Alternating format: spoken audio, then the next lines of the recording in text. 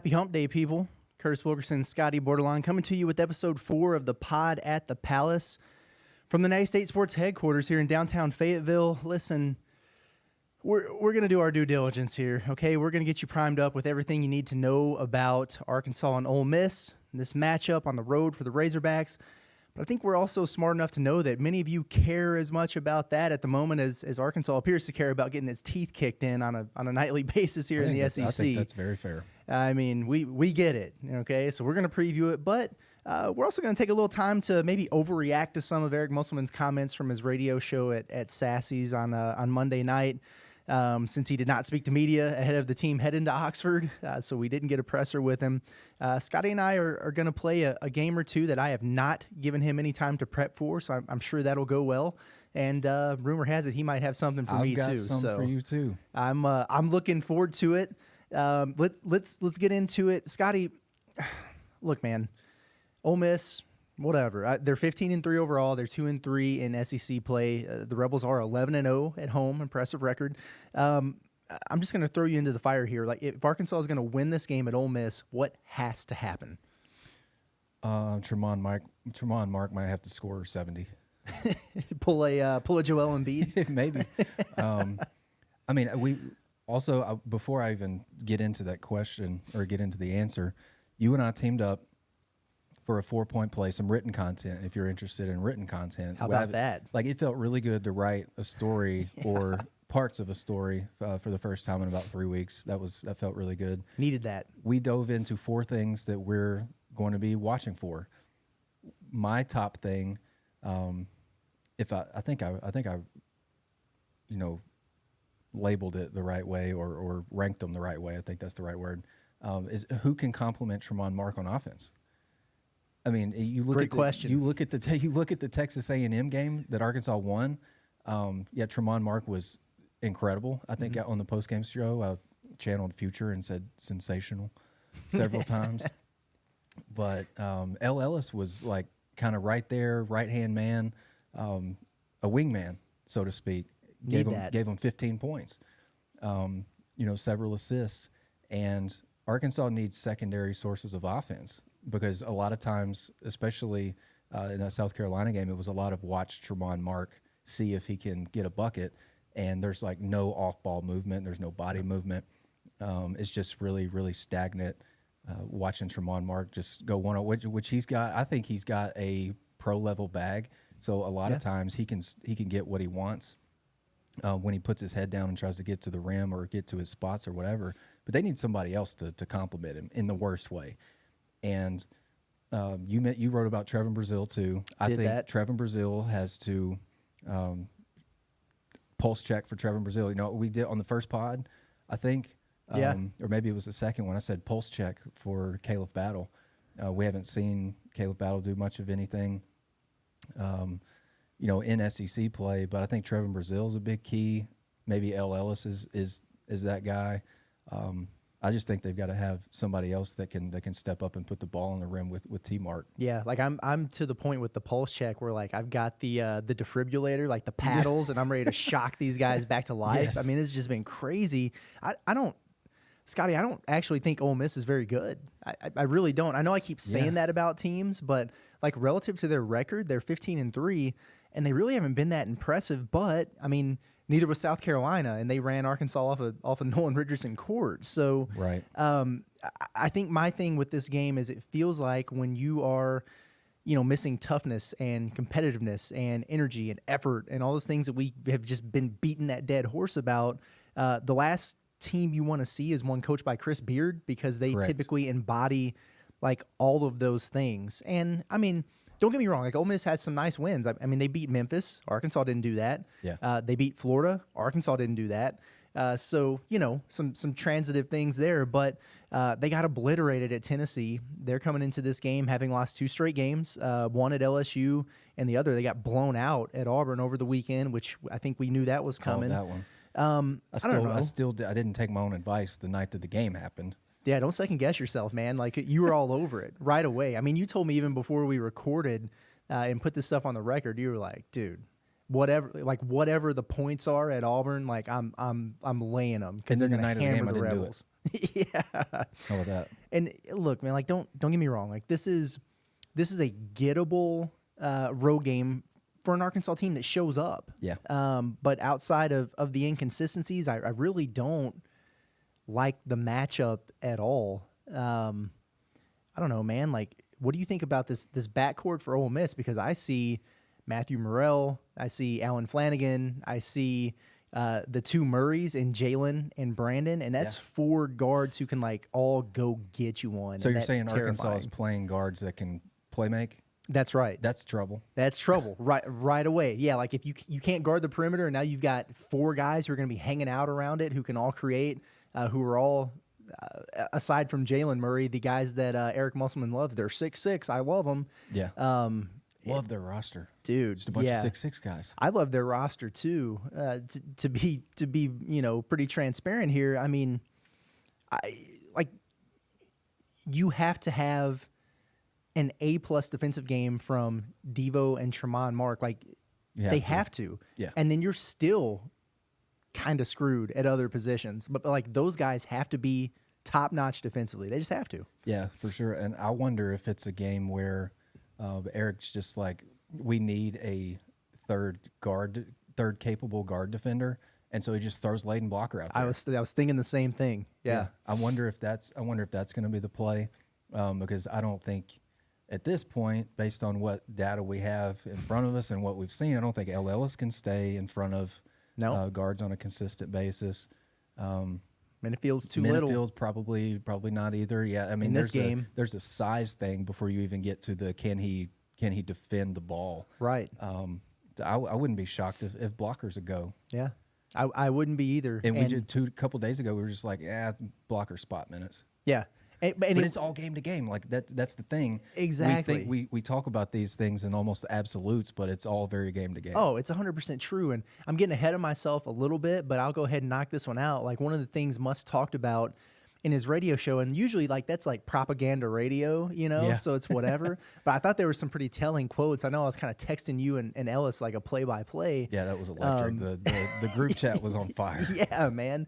But I found it interesting as I was going through some of that stuff is like, Muss is talking about the rotation, and he's saying we're not going to keep doing the same things over and over. Like we're not going to run the same lineup out there. Like we're not going to play the same guys. Well, you haven't been doing that. Like you haven't been doing this. The only consistent thing that you've been doing is continuing to try to mix it up, which I don't blame him for doing, because that's one thing he said is like, dude, like we've had to go 13 deep because we're trying to find guys who are going to play hard. And so that's kind of the conundrum he finds himself in. So I'm with you. Like after you have a game like they had against South Carolina where that was the number one issue, like I imagine he's going to roll out the 5 guys who, project the most effort, and Blocker's one of them. So that wouldn't surprise me at all. He could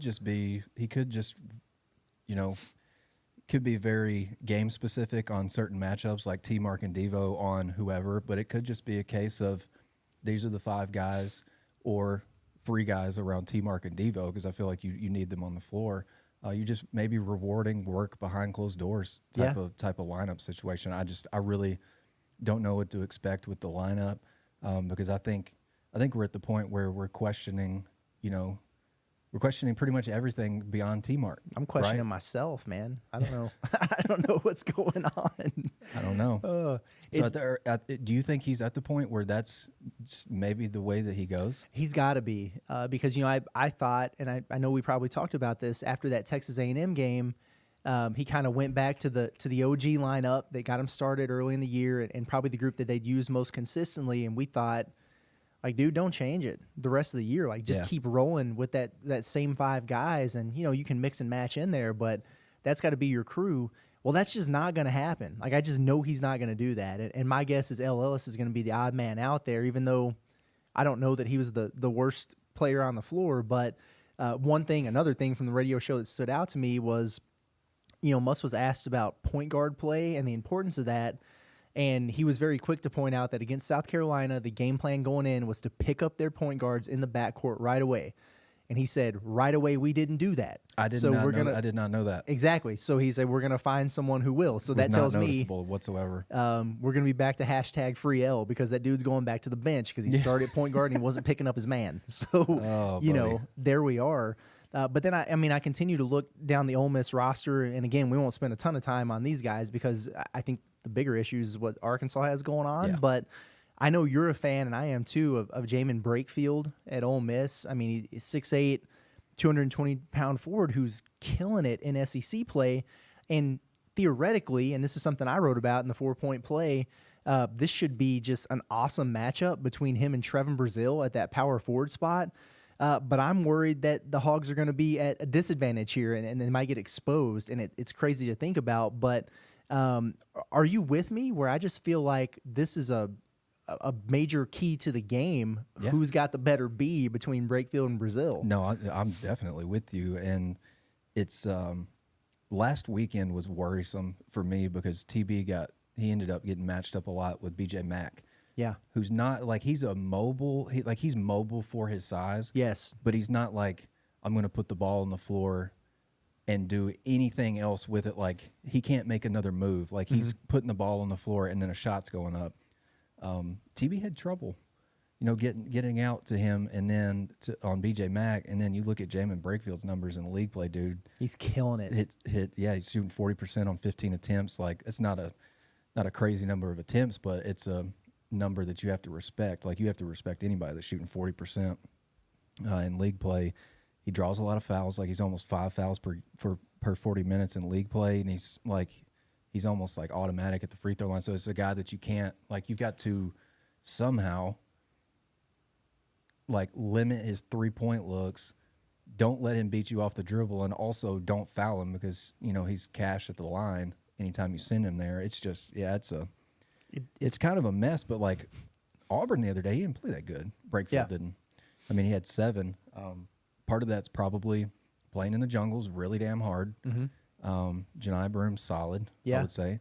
So is Jalen Williams. So like they just keep running those guys in there. But it's the same guy that put 22 on Tennessee and 28 on Florida. So I mean he's more than capable. Dude. And Arkansas's defense, I think we can all agree, is more than capable of making somebody look like an All-American. That is an absolute fact. And you talk about Arkansas's defense, and like I think Scotty, like there's a difference in a team that blocks a bunch of shots versus a team that really protects the rim at a high level. Absolutely. And so I think that's a classic example in this game. Like Arkansas blocks a bunch of shots. They're 4th in the country in block percentage.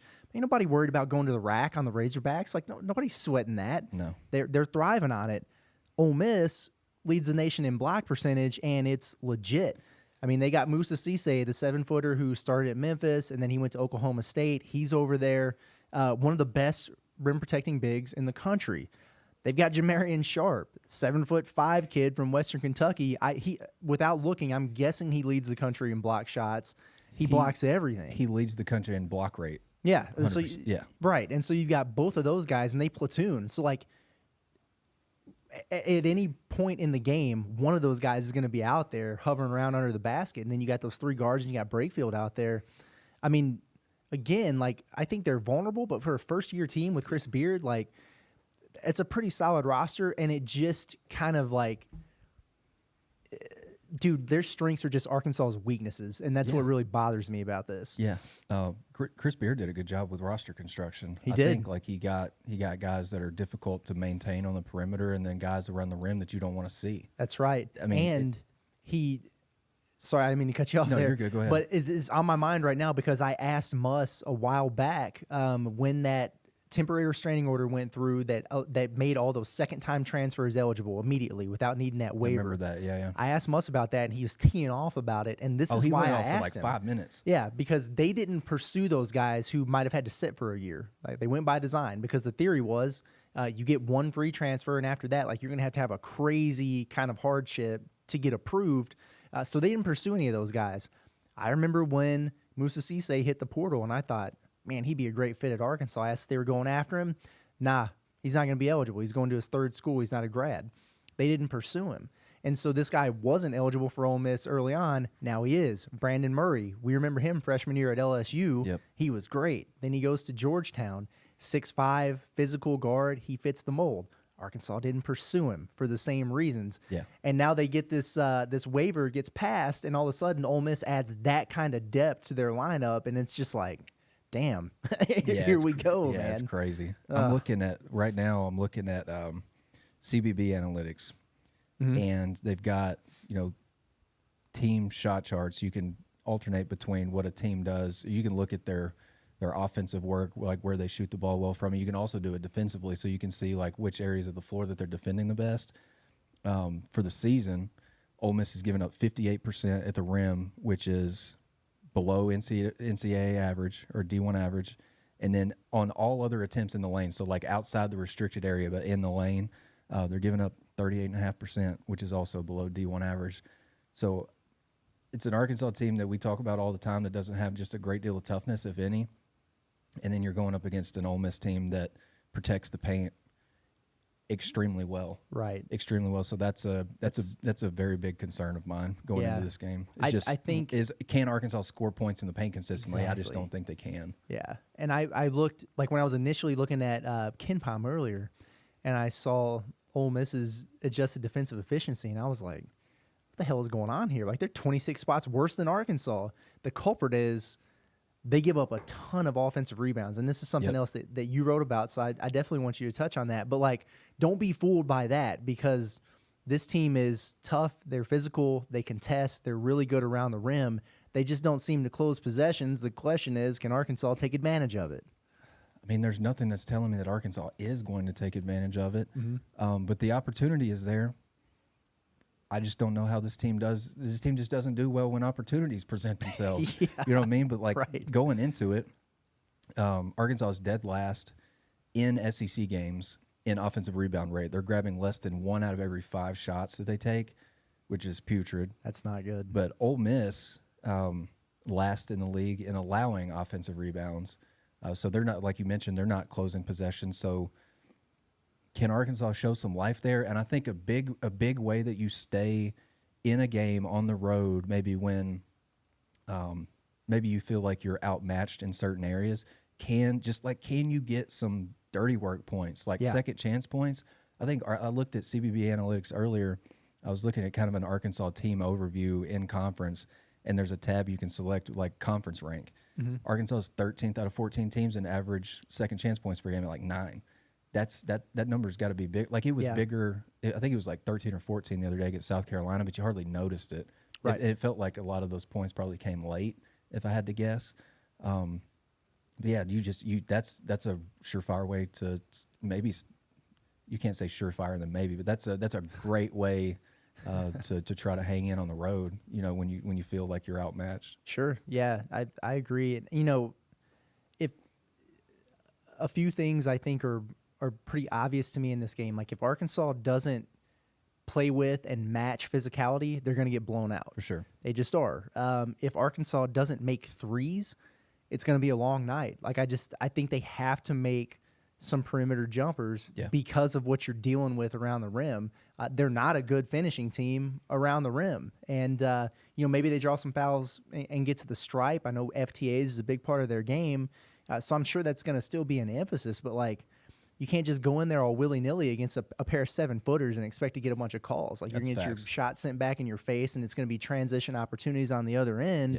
Yeah. And then lastly, I just feel like, when I think about these big lumbering big guys underneath the rim, well, how do you counteract that? Like, you got to drag them out.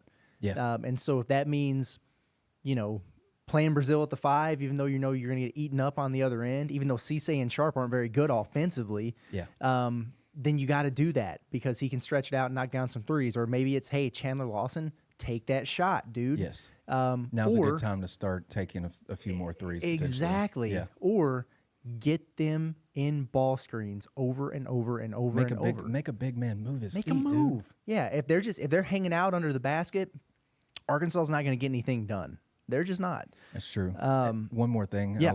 I'll let you get to your next point. Arkansas in the month of January, according to CBB Analytics, 56.3% at the rim. That's almost 6% below Division I average in January. On all other shots in the lane, Arkansas is shooting a pretty 28.1%. And now you bring Cisse and Sharp into the equation. I just don't know, man. I don't know. This almost seems like such an obvious beating to me that it'll probably be where they win by 20 and we come back in here on Friday and we're like, oh, okay, that happened, but I'm not going to drink the Kool-Aid if it does. I guess it's kind of pointless, I think, at this point for us to predict what Muss is going to do with this team in terms of the lineup, and it probably doesn't matter because it's going to continue to change. So I guess the better way for me to pose this question to you is if you were Muss, what would your starting five be in this game? Who would you roll with? Ooh, good question. Thank you. Yeah, I mean, I'm starting Devo and T-Mark. Yep. I mean, I think that's where you have to start because the back, like you wrote about it and have talked about it, that's the backcourt. Can you guard the guards? You have to. I feel like you have to start there. Blocker, I think, is your third best guard defender, or he's one of your top guard defenders. He might be better than at least one of the other two, if we're being honest. On a given night, he definitely is. I think TB starts. Because you get, like you mentioned, you've got to have guys that pull those big fellas away from the rim. He can do it. But again, to pull them away, you've got to give them a reason to believe that you're going to take a shot. So no more shot faking on the perimeter. Or the first time you touch the ball behind the arc, you need to get one up. Yeah. And because I feel like at this point, as hesitant as he's been to take threes, they're not buying the shot fake. Mm-hmm. And so they're sitting on the dribble drive. Which isn't going anywhere anyway. Or on the dribble handoff.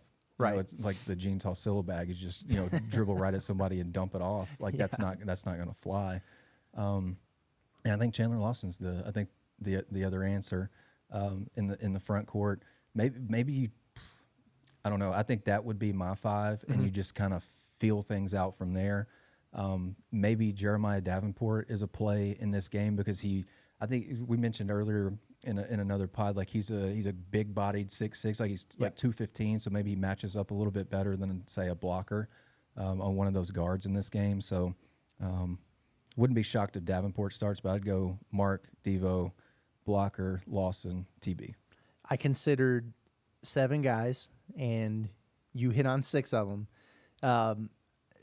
For the sake of being different, I will throw my 7th guy in there. Okay. I'd start Battle. Okay. I'd start Battle. I don't hate it. And, actually, I like it. I mean, people are probably thinking why? He hasn't been playing at all. Well, neither was L. Ellis, and then he got a start. Right. Neither was Davenport, and then all of a sudden he's starting. Neither was Chandler Lawson, and then he's starting. So we've seen that it doesn't matter what you've been doing in a game. Muss might put you in the lineup just to see what's going on. Yeah. And I look up and down the roster, and I think pretty much everybody besides him and Bay Fall have started at this point, and Dennis J. Harris, I guess. So, Is that right? That's crazy. They've got to at least make a concerted effort to get Battle going. And again, we don't know what's going on behind closed doors. Maybe he's got a bad attitude, or I don't know. But you got to have some offensive pop. And like I said, I think knocking down some perimeter jumpers is going to be really important in this game. Like you've mentioned, finding a complementary scorer alongside Tremont Mark is going to be really important, period, not just this game. So for me, Devo, Mark, Brazil, Chandler Lawson, I feel great about it. I was thinking blocker too for the defensive reasons. I thought Davenport too for the size. Yeah. Give me Battle, man. Throw him in there. Let's just see what he can do. I'm cool. Yeah, man. I'm cool with that. And I think Battle's got good size. He does. It's just about will he sit down and defend somebody consistently, and can, say he comes into the game, the other day he got 3 shots up in 5 minutes. Say he plays 6 or 7 minutes and he's 0 for 4 from the floor. You can't let your offense dictate your mentality on the defensive end if you want to stay on the floor. But if Caleb Battle goes 0 for 4 in 7 minutes, Eric's pulling him and he's not playing anymore. I like the Caleb Battle deal, and I wrote about that. I wrote about him in that 4-point play. I was like, maybe I'm still holding out hope that he's going to reemerge. Yeah, well, I mean, think he's just too gifted offensively to just be stashed. How many 20-point games does he have this year? Oh man, I mean, it's a lot. Several, several. And obviously, he's got a track record of scoring at a high rate, and that's why here's something that should never be said. is I walked in the office today, and this is on YouTube for everybody to see, but you said to me, name Arkansas's top 5 scorers in SEC play. Yeah. Go. Just off the cuff. T-Mark, obviously. The next thing out of my mouth was not Caleb Battle. That's crazy. Also correct. Yeah, also correct, right. And then if we go through it, and then I look at the top 5 scorers in SEC play, and the last guy's not even averaging 5 points per game. That's a problem. Like T-Mark's averaging more. He's averaging over 10 points more than number 2. It's nuts. Yeah. So he's the only guy in double figures, right? Yeah. That's absurd. You got to get KB going. Yeah, it's crazy. I'm with you. You wanna? Can I throw some trivia at you? Of course, you can throw some. This trivia is SEC. This is Arkansas basketball, SEC only trivia.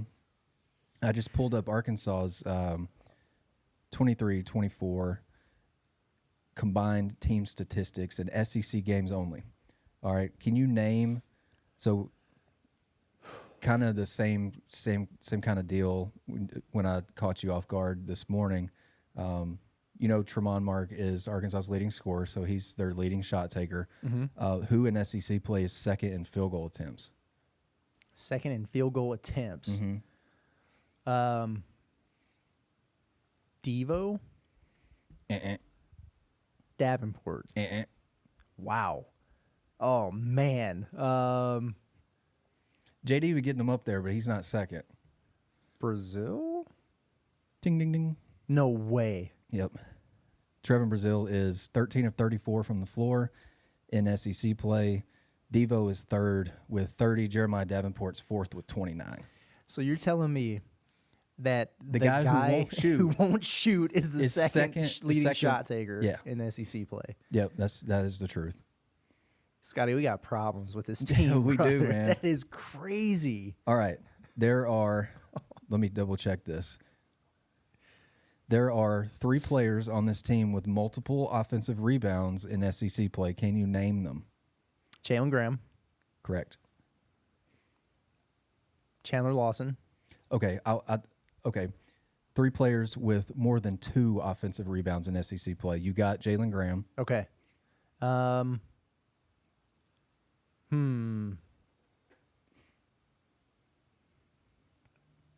Gosh. Tremont Mark? How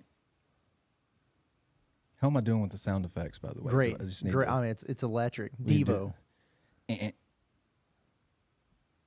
Brazil? Yes. Okay. He's one second. More? There's one more. Did I say Chandler Lawson? Mackay? Oh, my gosh. Minifield. He actually doesn't have an offensive board in league play. Minifield. Davenport. L. Ellis. Who's left on the team? Layden Blocker. Oh, my gosh. Jalen Graham leads the team in offensive rebounds in league play with 7. Okay. Trevin Brazil is second with 5, and Layden Blocker is third with 3. They played 5 SEC games. They have. What is going on? Okay, I think this is the last question that I have for you. How many Razorbacks have 10 or more assists in SEC play?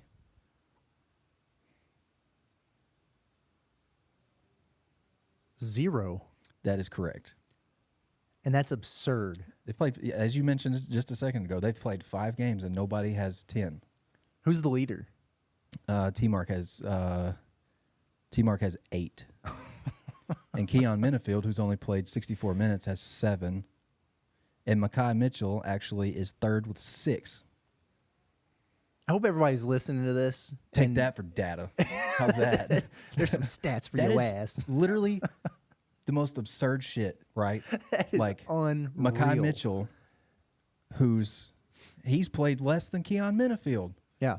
In SEC play, and he is third in assists in SEC games. I can't wait to clip some of these and just put them out there for the world, for the non-ball knowers who are not listening to the pod at the Palace religiously yet. Like we're gonna spread the word because that's crazy. I mean, I think you can understand where all of Arkansas's issues lie with, like, Trevin Brazil's taking the second most shots on the team in league games, but it doesn't feel like it whatsoever. Right. It's just, man, I don't get it. And you're not sharing the basketball, which is evident. Right. Arkansas has 20 fewer assists in league games than its opponents do. That is. And 6 more turnovers. Oh, boy. Good trivia, man. Good trivia. I got a game for you. Okay. We'll play a game, okay? You ever play Marry, Bang, Kill? Yeah, I've done that a couple times, yeah. Like you pick, you got 3 and you got to pick who you're going to marry, who you're going to bang, who you're going to kill. Yeah. Let's switch that up a little bit because that's weird to do with college basketball players, but we're going to call it start, sub, and sit. Okay, start, sub, sit. So I'm going to give you 3 players, and I want you to tell me which one you'd start, which one you would use as a sub, play, and which one you'd have just sitting and let him watch. Okay, we got 3 of them. The first set, start, sub, or sit. Keon Minifield, L. Ellis, and Layden Blocker. Start, sub, sit. Minnie, Ellis, Layden. Gosh, that's tough, dude. So is this like an Ole Miss game specific question? So I feel like I've hit on that a little. It's whatever you want it to be. I don't know. I think I would start L. Yeah. I think I'm on that train with you. Because he can, like I mentioned on the last pod, I think one of the best things Arkansas has going for it offensively is just L getting an outlet pass from a big, if a big grabs a rebound, and just running straight up the defense's backside for layups. He did that a couple times against South Carolina, helped him get back in the game.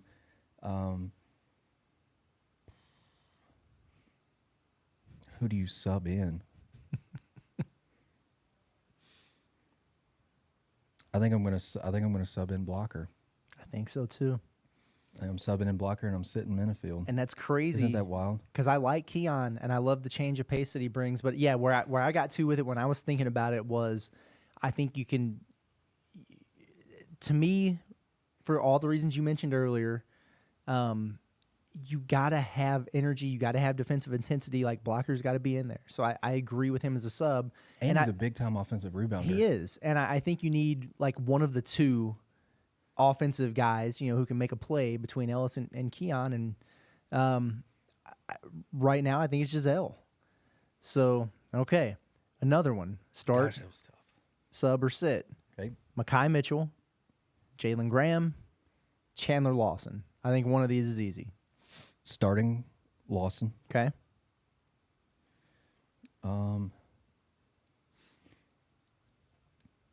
I think maybe I'm just with everybody else on this. I just want to see more Jalen Graham. Yeah. And I think I'm gonna sit Mekhi Mitchell, because I think Arkansas would be in a much better position in its front court if he was just playing somewhat like he was last season. Yeah.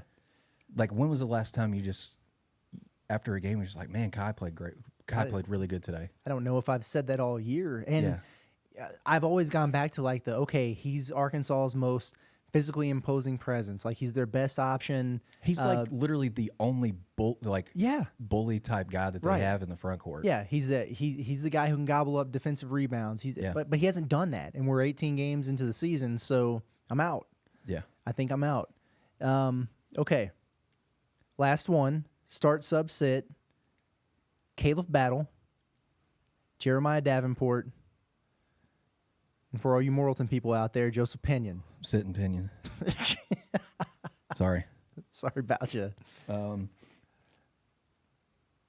Start Battle, sub in JD. Like, we haven't seen, but we don't know what a Caleb Battle start looks like. Exactly. We know what everything else looks like. Yeah, we know what everything else looks like except a KB start. Maybe he can. He got in the game the other day and he just started putting up shots. Yeah, KB did, and Arkansas only made 5 threes in that game against South Carolina, and he hit one of them. He only played 5 minutes. Maybe just let him get shots up. And the way I felt watching it, I wish he would have played more than he did. But even though we haven't really seen him in several games, he comes in, and as soon as the ball leaves his hand, I'm automatically thinking in. Yeah. Every time he shoots it, I think in. I can't say that about really too many other people. No. He's got a very repeatable shot. He can get it off at any time. He can elevate. The rotation on the ball is really pretty, and He's just like, I miss watching Caleb Battle run off staggers on baseline of bounds plays, catch in the right corner, kick a leg as he's rotating back toward the rim and lets it fly, hits it, and it just snaps the net. Like I miss that so much. Yeah. I just miss it. And I miss him doing the shimmy after he hits shots. I'm longing for Caleb Battle buckets, I think. We're not too far removed from him hitting a shot and then smacking Muss on the rear end. Going back, and look at us now. I think the Pot at the Palace is officially back on the Caleb Battle train. We need to remove him from the missing Razorbacks board on John's show. Yep. I think it's time. Keon Menifield's still missing on the board. He is. Yeah, he is still missing. Yeah, he's that. Yeah, tough scenes. I miss the. I just miss Caleb Battle buckets. Like, it's fun to watch when he's locked in, man. Yeah, I think I'm just over here daydreaming about remembering when he went for 21 against Duke. Yeah, and he just was just dropping wisdom nuggets from his late grandmother in the post game. And great quote, telling the story about why the shimmy came to be a thing, and it's Ronnie Brewer kind of pokes fun at him from being from Jersey, and just hit that dance after he hits a shot. I miss all that stuff. Yeah, and you're right. He's like one of the best coaches. Like, he comes into the post games in your story. If you're writing a story, it automatically gets better because he's in there. 100%. After the Duke game, I think I recommended the Hillside shimmy for that little dance that he hits because he's from Hillside, Jersey. Yeah, trademark it. Yeah, I'm longing for that again. Me too, man. If he could do it on the road, that would be massive. That'd be huge. Hit a shimmy on the road, it's got to be a big bucket. Yeah, do it to the student section, get him going a little bit. Yeah. I think he could be a good villain, a good road villain. Oh, absolutely. Arkansas's version of Katie Johnson, except with a neck and a lot better basketball. The kid from player. Jersey goes to Mississippi and makes the folks mad. I could see that. There we go. That could play out. All right. Well, Scotty, let's go through the Wednesday slate of these SEC basketball games. I've got some lines. Let's go with some picks, and let's get out of here, man. We got LSU on the road at Georgia. Georgia's a 4-point home favorite.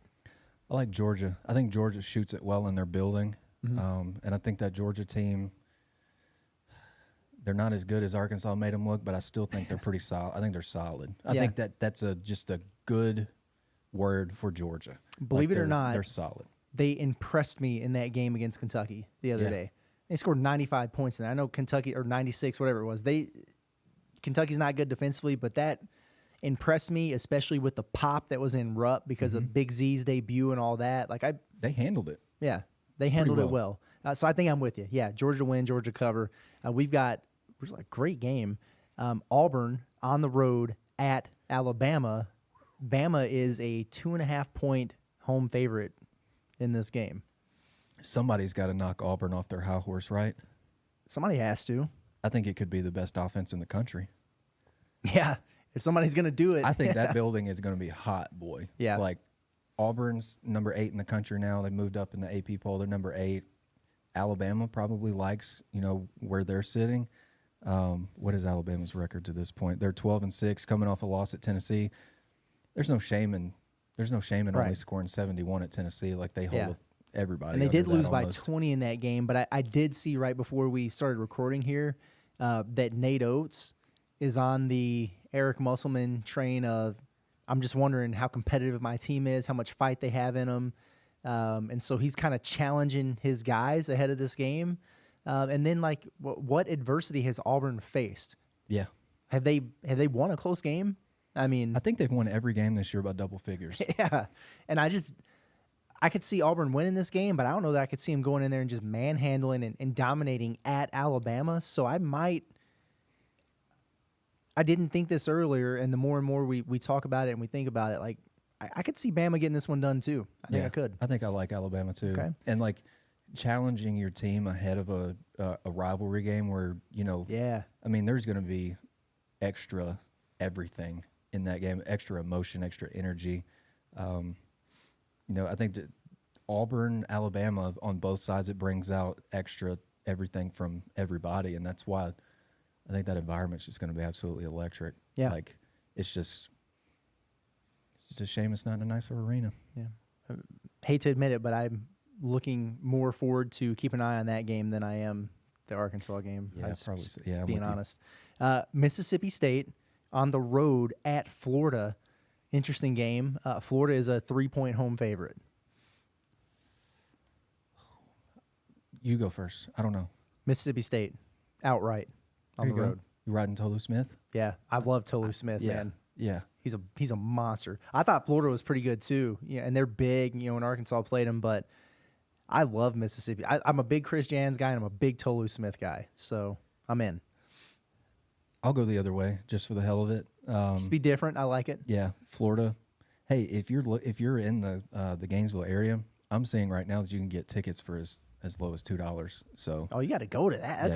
That's a good game. Go see a future pro in Tolu Smith, and I'll go the other way. I'll take Florida at home. I think Mississippi State's good. Like they're tough. Yeah, it's a team that's getting used to playing with Tolu again after he missed a bunch of the year. What was it, like a foot? Foot injury. Right, he was out for most of the non-conference. He looks like he hasn't missed a beat. Really, he's a monster. So that's scary. I'll take Florida at home. Okay. The last one, obviously. This is interesting. I think it's the first time since 2012 that there have been two teams in a midweek that aren't playing. So Tennessee and Vandy both have the midweek bye. Schedule's just weird because they're not doing the weekend off for the Big 12 Challenge and stuff. It sucks that we have to wait till Saturday for that route. Yeah, exactly. So Arkansas at Ole Miss. We've talked about it. Ole Miss is a 4-point home favorite, which me, you, and Ellis set in here, and I think we all shot higher than that. We did. Yeah, I think Ellis was somewhere around 8 or 8.5. Yeah, I said 6.5 is where I thought it would be. I said 5. You said 5. Yeah, so you were the closest. But 4, I don't know, man. What do you think? And also, okay, so Ole Miss is a 4-point favorite. The over-under in this game is set at 153 points. 153 points, and then Ole Miss -4. Yeah. I like Ole Miss -4. I mean, haven't seen anything on the road that tells you. We've hardly seen anything at home from Arkansas to say that they could, cover +4. Yeah. But we definitely have it on the road. Yeah. So, no. The only, Ole Miss by definitely more than 4. Right. I'm with you. And the only way I see Arkansas winning this game is if it's one of those situations where, like the Texas A&M game, where Ole Miss comes out and they just look, flat out of it for whatever reason, and Arkansas is red hot. The only way I see Arkansas winning this game is if they lead kind of from start to finish and have some cushion, because I haven't seen anything to this point that makes me believe that this team can go on the road and play a Chris Beard coach team and face adversity and pull out a gritty win like that. Yeah. And hey, if they do it, awesome. Like, I wouldn't be totally shocked if they go in there and win that game. That sets up perfectly for Saturday. Exactly. Like, they need to do that for the love of college game day. Get it done. But yeah, I can't pick that. I think Ole Miss is going to be a little bit hungry because you start the year 15-1 and then you lose back-to-back games. Yeah. And now you return home. I just feel like Chris Beard's going to have his dudes hungry. They were one of the last 3 or 4 teams in the country that was undefeated. Yeah. And, here they are at 15-3, and you look at the bracketology stuff, and most people have them last 4 in, first 4 out. So if I'm Chris Beard, like, I'm posting that all over the, it's bulletin board material. Like, are you kidding me? 100%. Like, we beat Memphis, we've knocked off Florida. They beat the UCF team that beat Kansas and Texas. Yeah, exactly. And you're still a bubble team. That's a little bit of disrespect. Right. Yeah. So like. I have a feeling that those guys are gonna be fired up, and who the heck knows what you're gonna get from Arkansas? Chances are it'll be, some inconsistencies and another ho hum road loss. Maybe they bring it. I don't know, but they're gonna have to do it more than just once in Oxford for me to buy in on them doing it on a consistent basis. So for sure. All right, man. And I just don't think, like, offensively, when you're on the road, it's really big to not get sped up. And I think that's where T-Mark can come in handy, because it's few and far between when he does get sped up, because he just plays such at his very a meticulous singular individual pace that he plays at. If Tremont Mark is leading you in assists in SEC play, Yeah. we got issues because the ball rarely leaves his hands unless it's a shot. So that's facts. But like you've got to consistently be organized on offense, and you can't have these possessions where you dump it to Kai at the elbow and it's just like you're putting everything on Mekhi Mitchell to go make a play, and then he ends up, he spins, dribbles the ball off his foot. I remember that vividly. Clear as day, he did that against Florida, and it was the most, what in the hell are you even trying to do on offense? You can't do that. You can't do that anymore. No, that's got to be a thing of the past. It has to be. Man, I'm glad you brought up the written content. We're excited about that. I know it felt good for you. It's felt good for me. There's going to be more coming. So, hey, nattystatesports.com. Make sure you guys get over there and check it out. Oh, by the way, it's free. You don't even have to sign up for anything. It's free $99. Exactly. And so that into, in addition to the video stuff and the podcast, man, what are we on now? Amazon Music, Apple, and Apple, Spotify, maybe Spotify, but we're getting on all those podcast platforms. So these things are going to start showing up in multiple feeds, and we're excited about that. So we're just growing day by day, little by little. We were just spamming everybody's Twitter timeline last night when letting them know. We were getting updates from John. He was like, "Hey, podcasts are on Amazon Music." I'm like, "Tweet." Oh yeah, I'm gonna go find it and tweet it. It's in Apple Podcast now. Oh, I'm gonna find it and go put it on my Instagram store. I was just spamming everybody, but people need to know. Ball knowers need to listen. That's right. We're excited about it. Well, Scotty, man, it's been fun. Appreciate it. We'll be back here with another episode in your feed Friday, and who the hell knows what we're going to be talking about at that point, but we'll figure it out between now and then. We'll keep it focused on Kentucky. There we go. Yeah, game day. We'll have some things to talk about. All right. Well, appreciate you guys as always. This has been Curtis Wilkerson, Scottie Bordelon with Natty State Sports. It's been the Pod at the Palace, and we will see you in a couple days.